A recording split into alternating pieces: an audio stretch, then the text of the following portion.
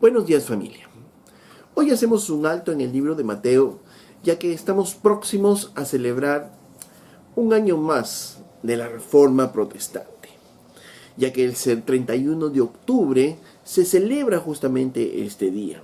Ahora, ¿qué significó para este tiempo y qué significa para nosotros en el presente lo que ocurrió hace 505 años? Eso es lo que queremos ver justamente el día de hoy. Recordemos que el 31 de octubre del año de 1571, o sea, hace unos 505 años, en la ciudad de Wittenberg, un monje alemán llamado Martín Lutero clava en la puerta de la iglesia de Todos los Santos las 95 tesis que condenaban el abuso de la venta de indulgencias y otros actuares de la iglesia de Roma en ese tiempo.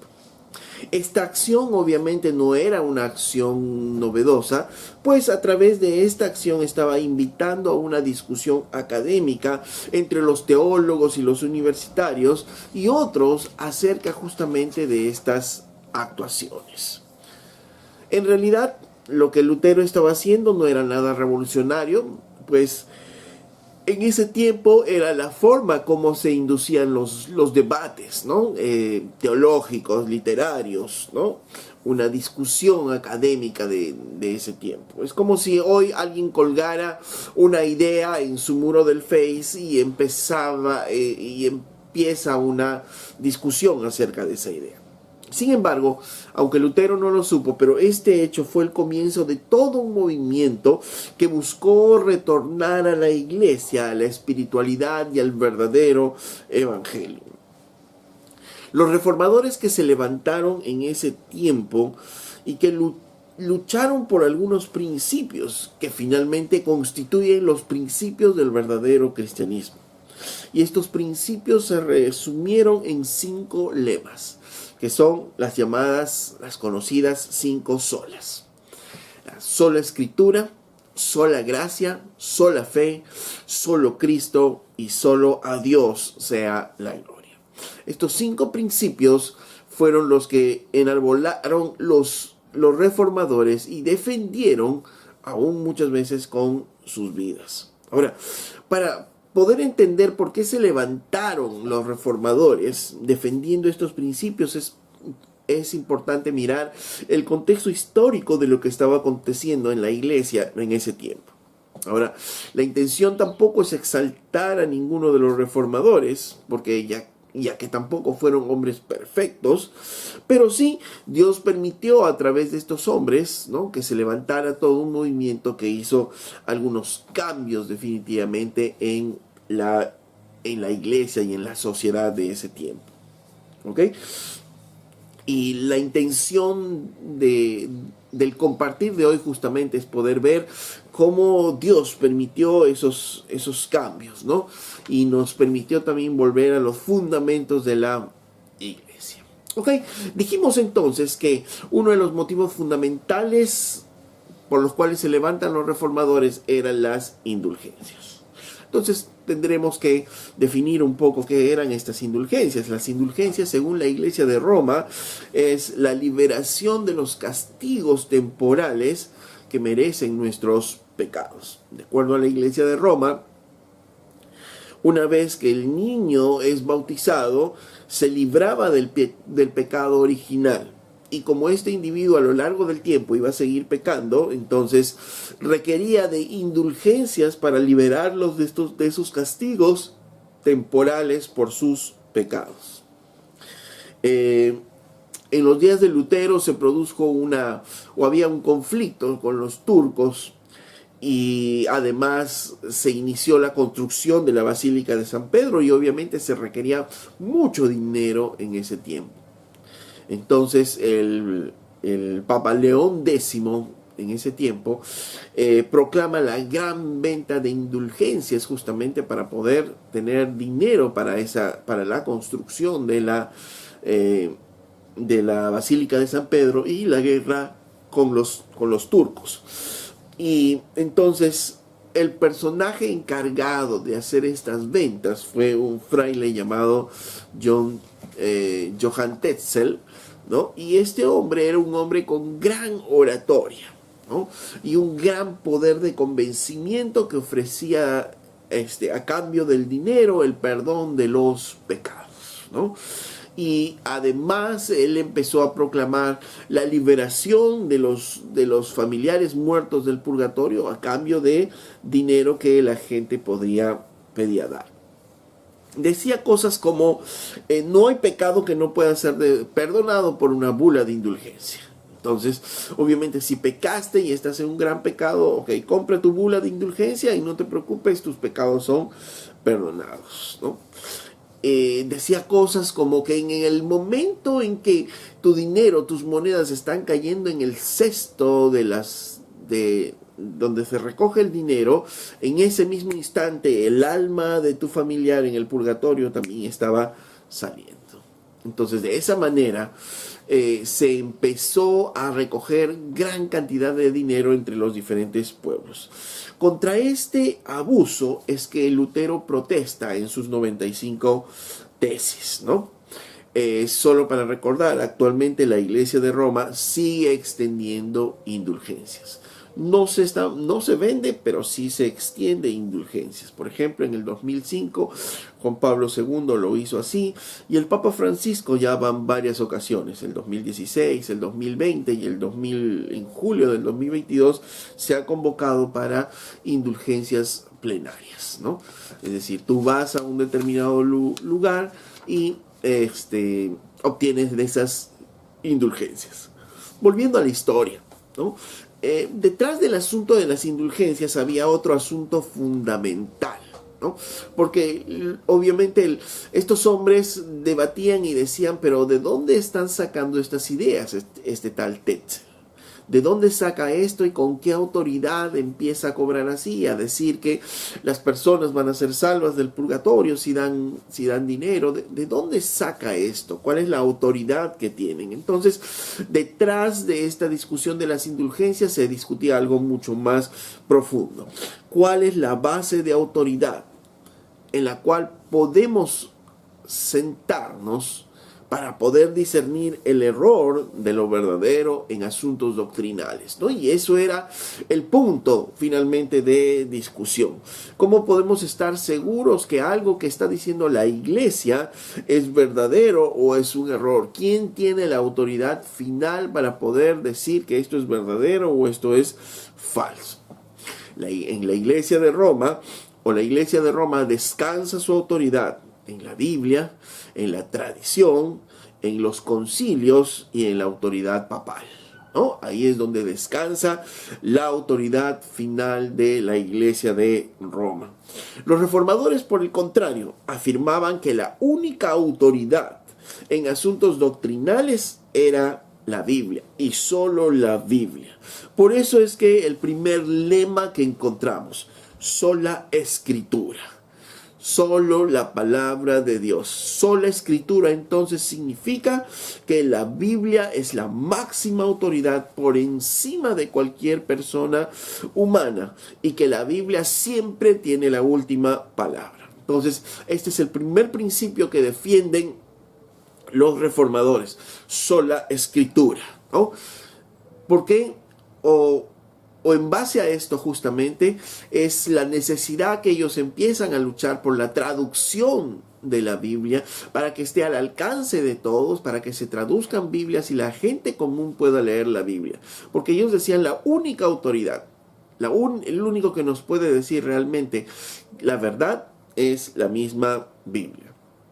¿Y en qué basaban esto? La misma Biblia nos dice en 2 de Timoteo 3:16. Dice, toda la escritura es inspirada por Dios y útil para enseñar, para redarguir, para corregir, para instruir en justicia, a fin de que el hombre de Dios sea perfecto, enteramente preparado para toda buena obra. ¿no?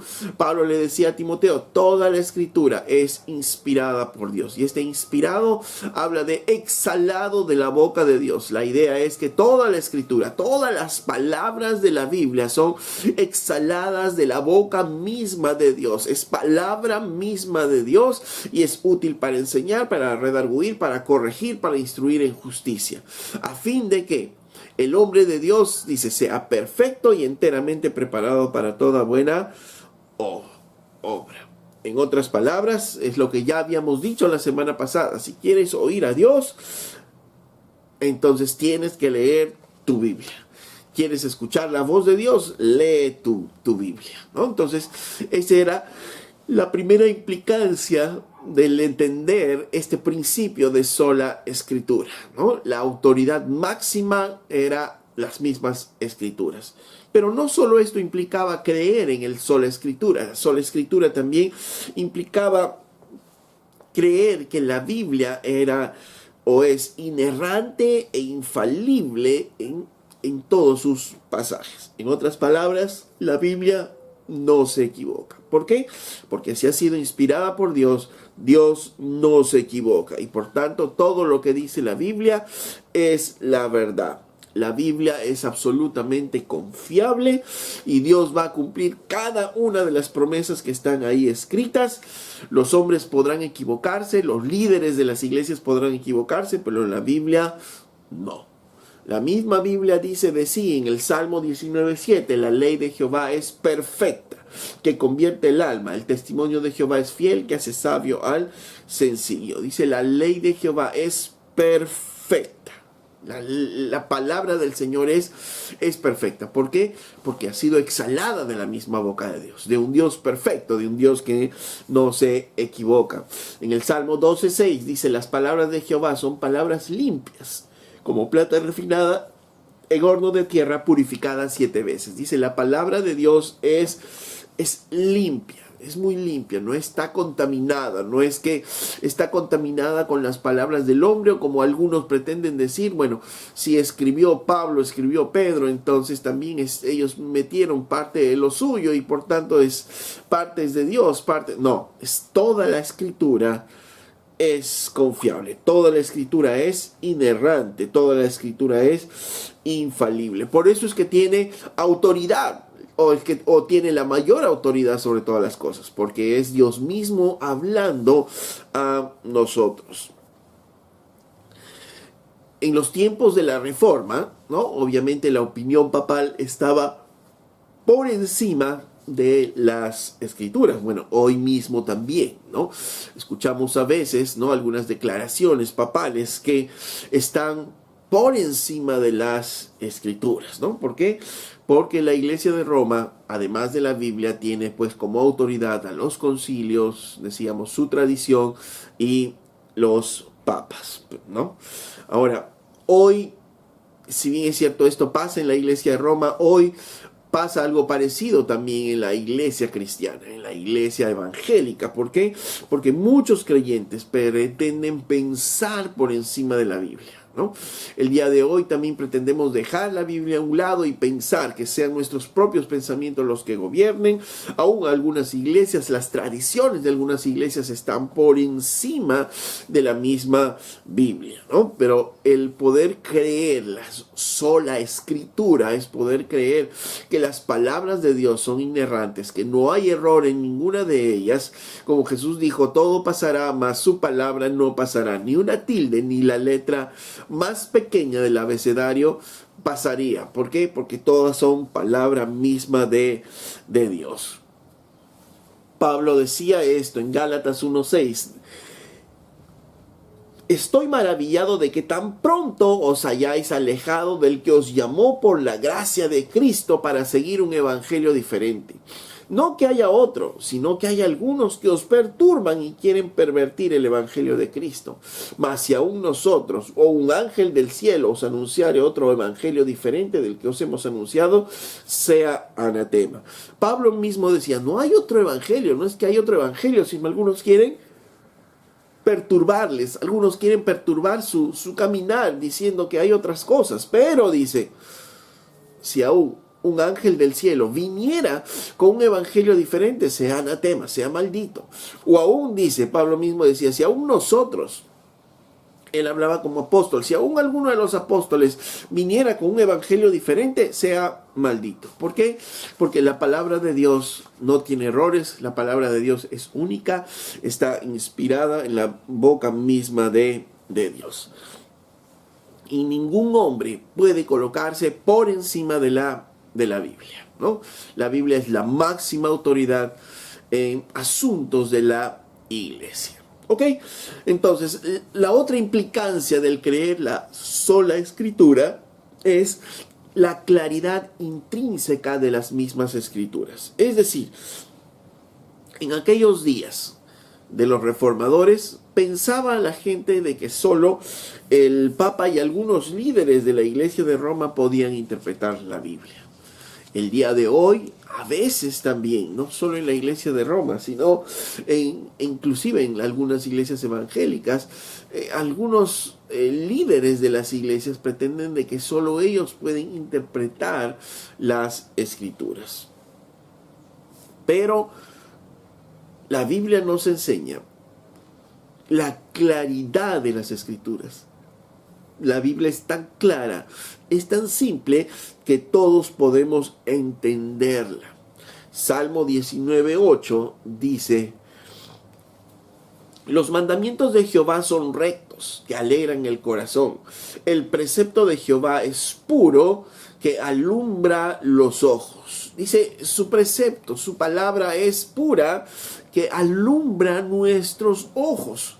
No nos deja en oscuras, sino alumbra nuestros ojos, alumbra nuestro entendimiento. ¿Por qué? Porque es simple, podemos entenderla claramente. Salmo 119, 130 dice: la exposición de tus palabras alumbra, hace entender a los simples. Dice, hace entender a los simples, ¿no? Podemos entender la palabra de Dios, los simples. Por eso es que todos tenemos que leer nuestras Biblias, ¿no? Es cierto que hay algunos pasajes difíciles de entender. Es cierto, tampoco vamos a negar y decir que no hay pasajes difíciles de entender. Sí, hay pasajes difíciles de entender. Pedro mismo decía que algunas de las palabras con las que Pablo había escrito eran difíciles de entender, y esto lo usaban los falsos para poder tergiversar las escrituras, ¿no? Pero a veces es difícil por nuestra ignorancia en la semántica, nuestra ignorancia en la gramática, nuestra ignorancia de repente en el idioma griego, pero todas estas situaciones no van a impedir nunca o no van a limitar que en cuanto a doctrinas fundamentales que están en la Biblia, los simples no puedan entenderlo. En otras palabras, hay pasajes oscuros, hay pasajes difíciles de entender, pero también hay otros pasajes de la Biblia que nos dan claridad acerca de estos pasajes. Pero aún así, no tengamos las herramientas para poder estudiar, para poder ahondar más en estos pasajes difíciles, el resto de las escrituras están hechos. ¿Para qué? Para que las doctrinas fundamentales puedan ser entendidas por los simples, por todos.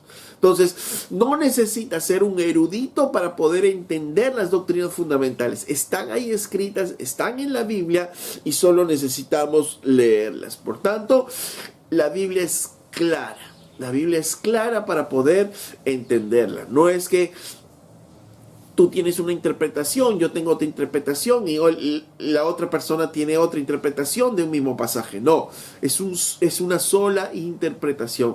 Hay una sola forma de ver ese pasaje. Las aplicaciones que hagamos de ese pasaje una vez que hayamos entendido lo que nos está diciendo es diferente. Pero solo hay una interpretación. La Biblia es clara, ¿no? Y la otra implicancia del creer la sola escritura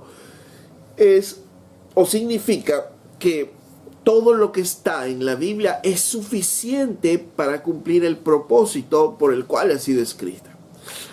Es suficiente ¿para qué? Para traer salvación a nuestras vidas. En la segunda parte de 2 de Timoteo 3:16 que leíamos, dice: a fin de que el hombre de Dios sea perfecto, enteramente preparado para toda buena obra. ¿Cómo? A través de las Escrituras. En otras palabras, cuando Pablo le escribe esta carta a Timoteo, le está diciendo: Timoteo, lo único que necesitas son las Escrituras para poder guiar a la iglesia. Timoteo, lo único que necesitas para hacer que los hombres sean perfectos y tengan un caminar delante de Dios es las Escrituras. La única forma como vas a preparar a los hombres es a través de las Escrituras, ¿no? No hay otra forma, ¿no? Por eso es que la Biblia es suficiente. Y es suficiente para llevarnos también a la salvación. Es suficiente, no tenemos que hacer más. Por eso es que tenemos que predicar el Evangelio nosotros, ¿no? La Biblia es suficiente. Solo la palabra de Dios es usada con poder por el Espíritu Santo para traer cambios a nuestras vidas. En Hebreos capítulo 4 verso 12 dice: porque la palabra de Dios, mire, es viva y es eficaz y más cortante que toda espada de dos filos, y penetra hasta el partir el alma y el espíritu, las coyunturas y los tuétanos, y discierne los pensamientos y las intenciones del corazón. ¿Con qué? Con la palabra de Dios. Lo único que es suficiente para poder llevar a un hombre finalmente a hacerle ver su pecado es la palabra de Dios, ¿no? Y eso es lo que defendían los reformadores. Sola Escritura, entonces, es poner a la palabra de Dios en el lugar que correspondía. Los reformadores no se inventaron este principio está en las mismas Escrituras. Y hoy tenemos nuestras Biblias para que nosotros podamos leerlas. Hoy tenemos nosotros este tesoro para que nosotros podamos leer. Y justamente que el Señor mismo guíe nuestros pasos, nos haga entender, nos haga conocer y haga de nosotros personas diferentes. La Biblia que tú tienes o que tenemos ahora en la mano costó a muchos, costó la vida de muchos para traducirla y la vida de muchos inclusive ¿para qué? Para poder llevar esa Biblia a los diferentes países, a los diferentes lugares. Entonces, recordar este 31 de octubre, este principio es recordarnos también la vida de muchos hombres que dieron sus vidas justamente ¿para qué? Para que hoy tú y yo podamos leer nuestras Biblias en nuestro idioma y podamos disfrutar de este tesoro. Solo para recordar la joya que tenemos, la famosa versión Reina Valera que tenemos aquí en Latinoamérica, ¿no? Casidoro de Reina se pasó 12 años huyendo en Europa con los manuscritos del Antiguo y del Nuevo Testamento para poderlos traducir. Miren, 12 años huyendo de un sitio a otro para poder traducir. Una vez que estuvieron traducidos, otro hombre, Cipriano de Valera, se pasó 20 años revisando el trabajo de Reina. ¿Para qué? Para que la traducción al idioma español sea realmente una traducción confiable. Y por ello, hoy tenemos en nuestras casas, la mayoría de latinos, tenemos esta versión, la versión Reina Valera, que podemos nosotros disfrutar. Entonces, esto solo es para recordar justamente este principio. Hombres que lucharon, hombres que dieron sus vidas, porque entendieron que solo la Escritura podría provocar cambios en nuestras vidas. Esto nos lleva ahora al segundo sola. Decíamos sola Escritura, fue el primer principio. Ahora tenemos el sola gracia, ¿no? Solo la gracia. Martín Lutero, que enseñaba a esta cátedra en la Universidad de Wittenberg, y él enseñaba que la salvación solo venía por gracia. Y bueno, no estaba haciendo ninguna afirmación relevante, pues la Iglesia de Roma también enseñaba que la salvación era por gracia. Pero ¿cuál era la diferencia?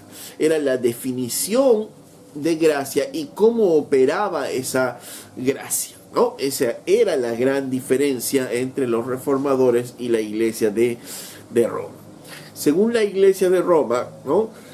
La gracia es algo que le da a aquellos que se preparan para recibir esa gracia a través de los sacramentos. Entonces, esa gracia, según la Iglesia de Roma, nos capacita ¿para qué? Para ser cada vez más santos y justos a través justamente de los sacramentos, y cuando el hombre usa estos sacramentos, esta capacidad, esta gracia para poder ser más santo, está preparándose para ir al cielo, ¿no? Y está haciendo méritos justamente ¿para qué? Para poder ir al cielo, ¿no?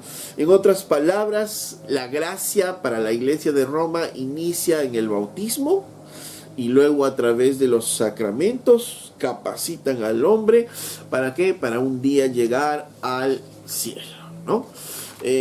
Si vemos bien, la definición de gracia depende mucho de las acciones que el hombre va a hacer en el futuro, ¿no? De cómo esté el hombre dispuesto a hacer las cosas para obtener finalmente esa salvación.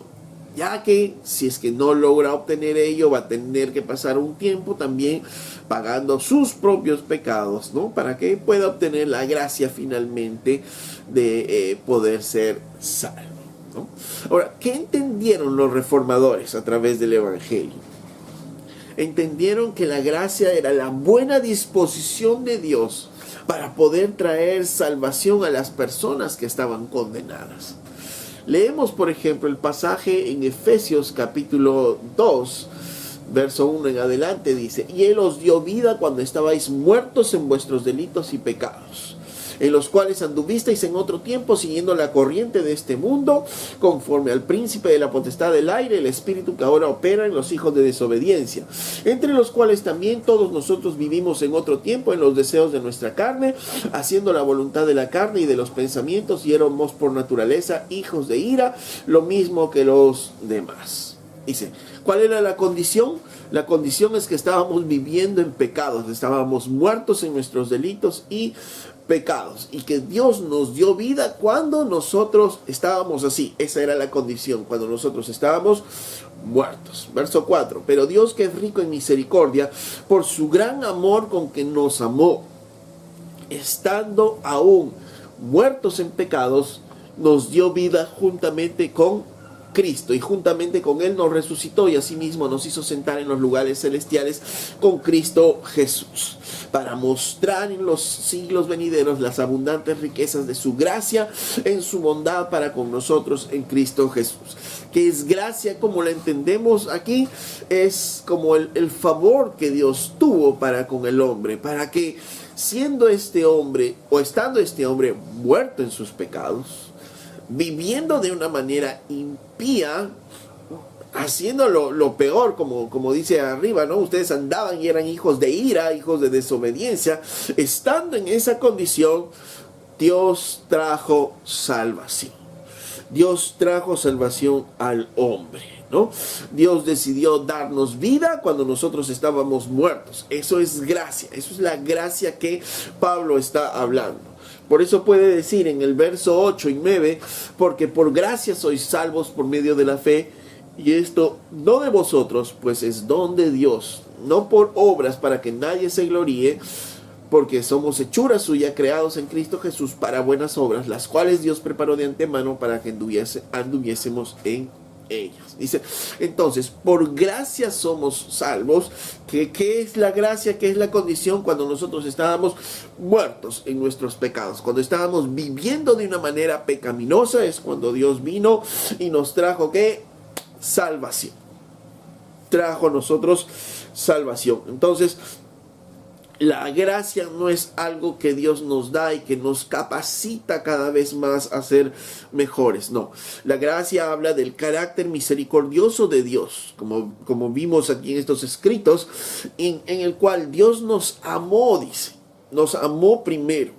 Cuando nosotros no merecíamos ser amados, cuando vivíamos muertos en nuestros pecados, y por causa de ese amor Dios nos rescata de la esclavitud del pecado y nos declara justos. ¿En virtud a quién? ¿En virtud a algo que nosotros hayamos hecho? ¿En virtud a algo que hayamos dicho? No, en virtud de la justicia perfecta de Cristo. Eso es lo que nos está diciendo Pablo aquí. que no depende de nosotros, que nosotros nada hicimos para ser salvos. Y eso es gracia. Dios hizo todo, dice, es que cuando nosotros estando muertos, Él nos amó de tal manera que extendió su gracia. Y esto dice, no de vosotros, no depende de ustedes, sino es don de Dios. Es un regalo de Dios, la salvación. Es un regalo que Dios nos da, ¿no? La gracia podría compararse, ¿no? Alguien mencionaba esta comparación al matrimonio de un rey, del rey perfecto, del rey lleno de gloria y de majestad, ¿no? De un rey que escoge por esposa a una prostituta. En ese ejemplo, la prostituta seríamos tú y yo, ¿no? Y el rey, obviamente, Jesús, ¿no? Y cuando ocurre ese matrimonio, cuando ocurre esa unión, ¿qué es lo que pasa? Hay un intercambio entre ambos. Porque imaginemos, por eso es que daban este ejemplo de la gracia. Cuando el rey se casa con esta prostituta, todas las vergüenzas, todas las deudas de esta mujer, ¿a quién pasan? Pasan al rey. Porque todas las vergüenzas, todo lo que se hablaba de la mujer, ahora va a pasar al rey. Ahora todo el mundo va a hablar de este rey. ¿Cómo es que este rey se une con esta mujer? Y los deudores o las personas a las cuales adeudaba dinero esta mujer van a ir y pedirle al rey. Entonces el rey asume toda la vida de su esposa. ¿Y qué pasa por el otro lado? Esta mujer se convierte en reina. ¿Y por qué? Por gracia. ¿Hizo algo? No, no hizo nada. Obtiene todas las riquezas del rey, obtiene todo el nombre del rey, y aunque esta reina no se comportará siempre dignamente, no se comportará siempre como una reina, pero el hecho de estar casada con el rey ya no le cambia el estatus de reina. Y eso es gracia. Eso es gracia. Hoy también nos ocurre lo mismo muchas veces. Nosotros estamos unidos a Dios, estamos unidos al Rey, y hay días en que actuamos como verdaderos creyentes, pero hay otros días que pareciera que no actuamos como verdaderos creyentes, pero nuestro estatus delante de Dios no cambia, seguimos siendo hijos del Rey. Y es importante, por tanto, recordar este principio en nuestras vidas. Sola gracia. ¿Por qué? Porque hay un conflicto, va a haber un conflicto entre nuestro intelecto y entre nuestras emociones. Si preguntamos a los creyentes si somos salvos o no por gracia, todos van a decir, o casi la mayoría va a decir, sí, somos salvos por gracia, por la justicia de Cristo, etcétera, etcétera. Y eso lo sabemos intelectualmente. Pero, como decíamos, a nivel emocional, cuando nosotros no actuamos adecuadamente, muchas veces nos vamos a sentir más amados y más aceptados cuando nos, entre comillas, portamos bien, nos portamos adecuadamente, y nos vamos a sentir menos amados cuando nos portamos no muy bien, ¿no? Y eso parece lógico en nuestros sentimientos, pero este principio es muy importante, sola gracia. Y sola gracia nos debe hacer recordar que en esos momentos el favor de Dios depende enteramente y únicamente del amor infinito de Dios. Y entonces no depende de lo que nosotros podamos hacer. No depende de nosotros, porque es solo por gracia nuestra salvación. No podemos ser más salvados o menos salvados, o Dios nos salva o no nos salva, y nos mantenemos en ese estatus. ¿Por qué? Por gracia, solamente por gracia, porque recordemos que estando nosotros muertos en nuestros delitos y pecados, Dios nos amó y nos salvó, ¿no? Eso es gracia absoluta, ¿no? Ahora, ¿cómo nos apropiamos de esta gracia? ¿A través de qué medio nos apropiamos de la gracia? Esto nos lleva a la tercera sola fe, solo por la fe.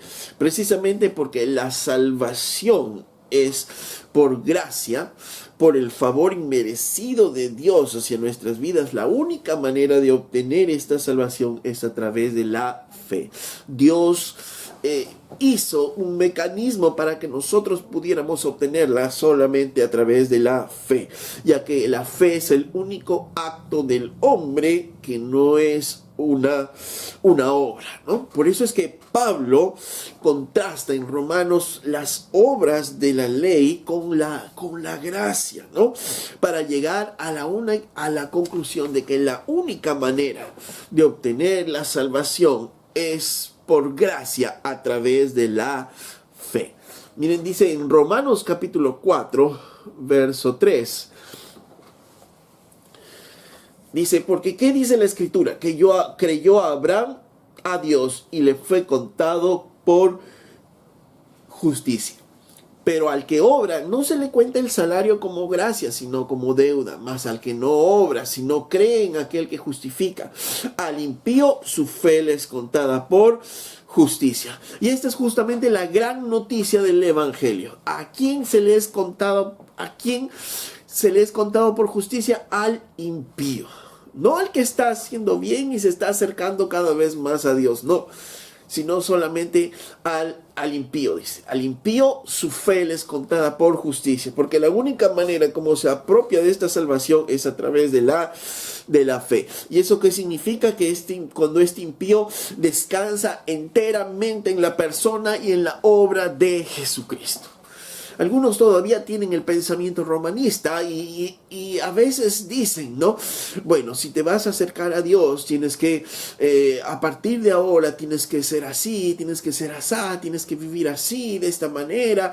Y entonces la otra persona que recibe este mensaje dice, bueno, yo no quiero cambiar alguna de estas cosas. Y entonces finalmente su acercamiento o no a Dios va a estar en función a las cosas que Él va a dejar o no va a dejar hacer. No, pero Dios dice, siendo impíos, Él nos trajo la justicia, nos trajo ¿qué?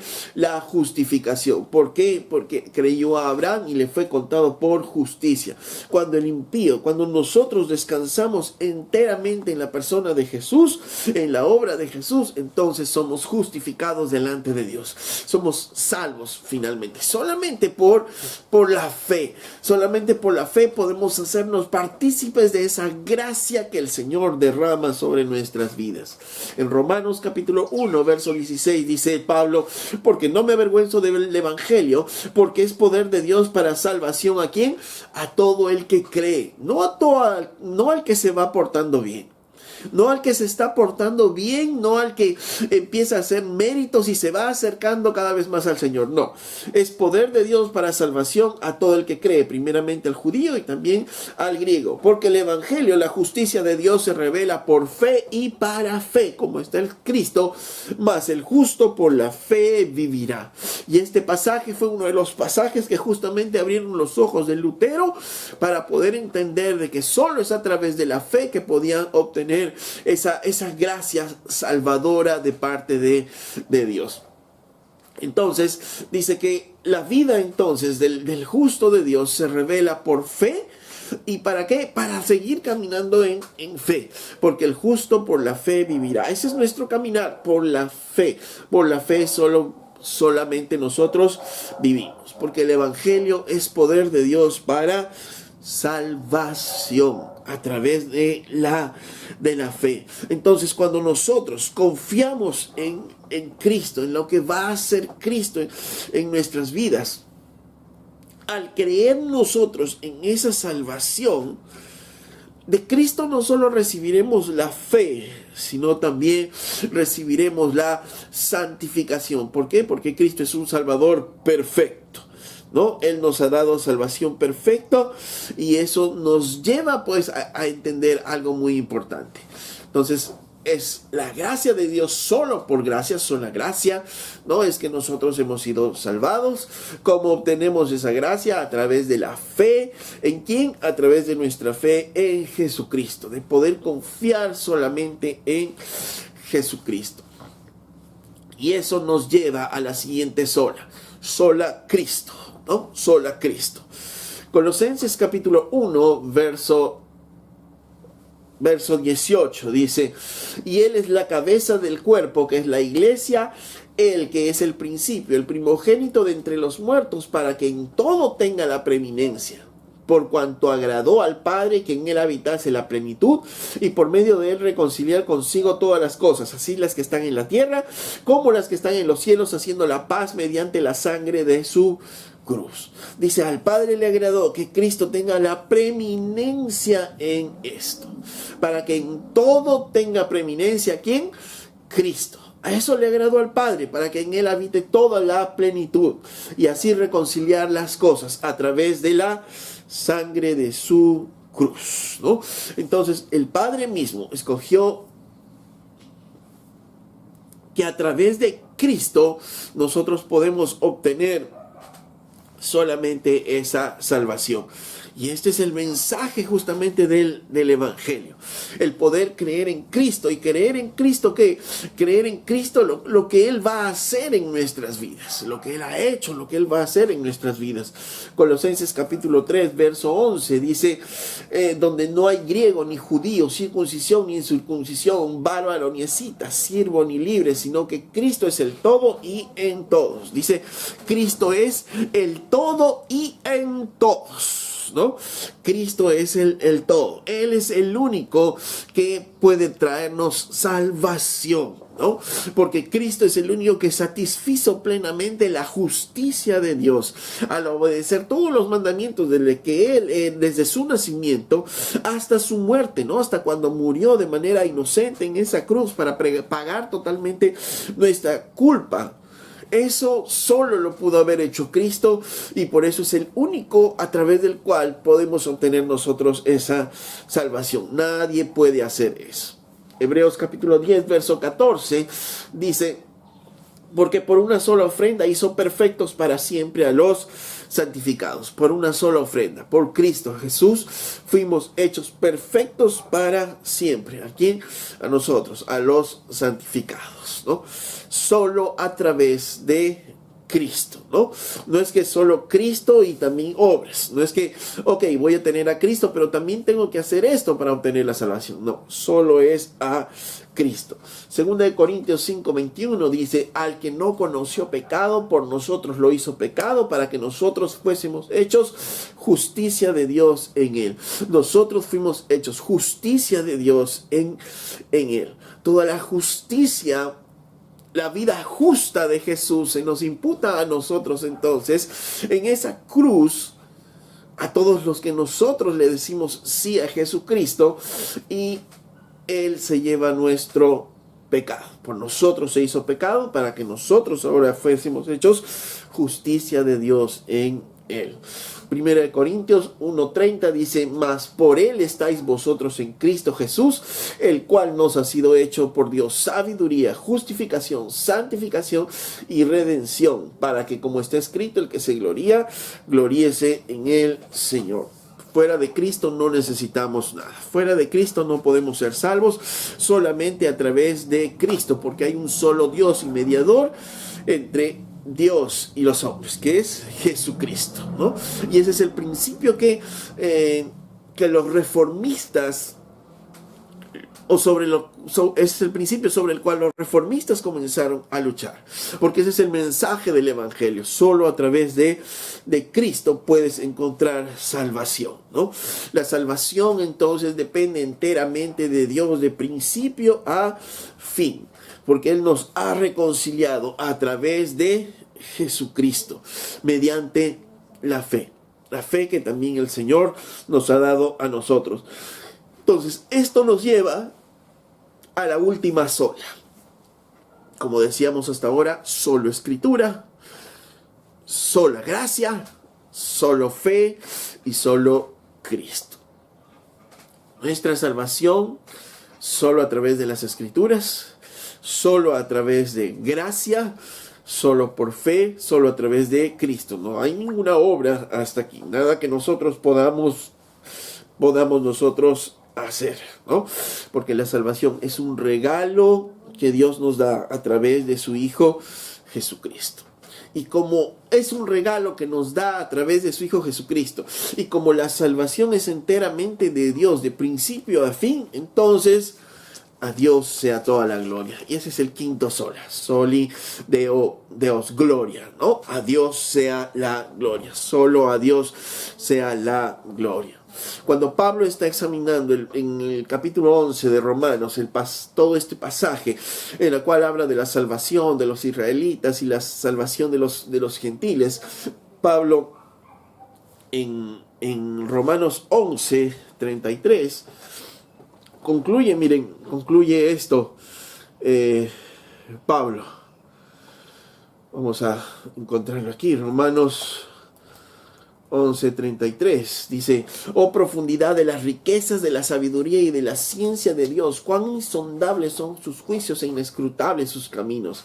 Porque ¿quién entendió la mente del Señor? ¿O quién fue su consejero? ¿O quién le dio a él primero para que le fuese recompensado? Porque de él y por él y para él son todas las cosas, a él sea la gloria por los siglos de los siglos. Pablo resume y dice: cuán insondables son los juicios. ¿Quién le dijo al Señor cómo tenía que hacerlo, cómo tenía que salvarnos, cómo a través de esa gracia, de la fe, a través de Cristo? Solo Dios lo pudo hacer.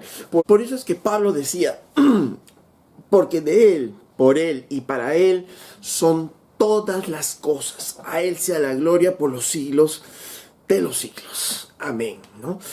¿Por qué? Porque de él son las cosas. Porque por él somos salvos y somos salvos también para él, ¿no? Las 5 solas, estos 5 principios que los reformadores nos enseñaron, nos recuerda que Dios nos salvó cuando nosotros estábamos muertos en nuestros pecados. Y que la única razón por la que Dios decidió salvarnos a nosotros es porque decidió salvarnos a nosotros. No hay otra manera, no hay otra forma de poder entender las Escrituras. Y miremos, dice en Efesios capítulo 1, verso 3. Dice: bendito sea el Dios y Padre de nuestro Señor Jesucristo, que nos bendijo con toda bendición espiritual en los lugares celestiales en Cristo, según nos escogió en Él antes de la fundación del mundo, para que fuésemos santos y sin mancha delante de Él, en amor, habiéndonos predestinado para ser adoptados hijos suyos por medio de Jesucristo, según el puro afecto de su voluntad, para alabanza de la gloria de su gracia. Él dice que nos escogió, nos amó, nos salvó. ¿Para qué? Verso 6, para la alabanza de la gloria de su gracia. Fuimos creados, ¿para qué? Para darle la gloria a Dios. Por eso este último principio: solo a Él sea la gloria. Si es Cristo el que hizo todo, si es Dios el que hizo todo en nuestra salvación, que nosotros no le dimos ninguna ayudadita, nosotros no intervinimos en nada, solo Dios es el que hizo todo, entonces a Dios sea toda la gloria. Porque a través de ti, que has sido redimido, la gente pueda ver la bondad de Dios, el amor de Dios, la misericordia de Dios, la santidad de Dios. Porque Dios obró en nosotros cuando éramos impíos, cuando estábamos muertos. Entonces, ahora nuestras vidas que deben reflejar justamente eso: el agradecimiento a Él. Y de esa manera nuestras vidas van a reflejar nuestra cercanía a Él, porque nosotros hemos sido hechos en Cristo, hemos sido tomados en Cristo para poder vivir de una manera diferente. Por eso dice las Escrituras en 1 Corintios 6:20, 1 Corintios 6:20, porque habéis sido comprados por precio. Ya que hemos sido comprados por precio, no es porque algo que hayas tú hecho, no, hemos sido comprados por precio. Glorificad pues a Dios en vuestro cuerpo y en vuestro espíritu, los cuales son de Dios. En otras palabras, todo lo que hagas, hazlo para la gloria de Dios. Todas las cosas que hagas con tu cuerpo, con la parte interna, tu espíritu, hazlo todo para la gloria de Dios. Y debemos darle solo la gloria a Dios. La gloria a ningún hombre, solo la gloria a Dios. Ningún hombre se merece esta gloria porque no hizo nada de lo que Jesucristo ha hecho. Solo Dios merece toda la gloria, solo Cristo merece toda la gloria. Estos 5 principios, por tanto, son el fundamento de nuestra definición como creyentes. y de nuestra vida cristiana. Y fueron definidos en las mismas escrituras desde antes. Pablo lo había definido, Pedro lo había definido, y en el tiempo de la Reforma solo ellos empezaron a leer las Biblias y empezaron a sacar esas definiciones claras para nuestras vidas. Hombres lucharon y dieron sus vidas por estos principios, y a nosotros nos toca seguir haciéndolo, seguir defendiendo estos principios. Solo la Escritura tiene autoridad por sobre todas las cosas. Solo la Escritura es inerrante. Solo la Escritura es suficiente para nuestras vidas. Solo la Escritura es clara. Sola la Escritura. Sola gracia. Ya que nuestra salvación solo es por la gracia de Dios. Nada de lo que hayamos hecho. Cuando estábamos muertos, Dios decidió salvarnos por el puro afecto de su voluntad, por su puro amor. ¿Y cómo nos apropiamos de esa gracia? A través de la fe. Solo a través de la fe, sin ninguna obra, solamente a través de la fe podemos nosotros apropiarnos de esa gracia que el Señor nos ha dado, y obviamente de la fe en Cristo, ¿no? Porque solo Cristo es el que nos trae salvación. Solo Cristo nos trae vida. Y por ello, como nuestra salvación depende enteramente de Dios de principio a fin, solo a Él sea la gloria por siempre. Y nuestras vidas reflejarán entonces día a día, por la salvación que tenemos, que solo a Él sea la gloria por siempre. Amén.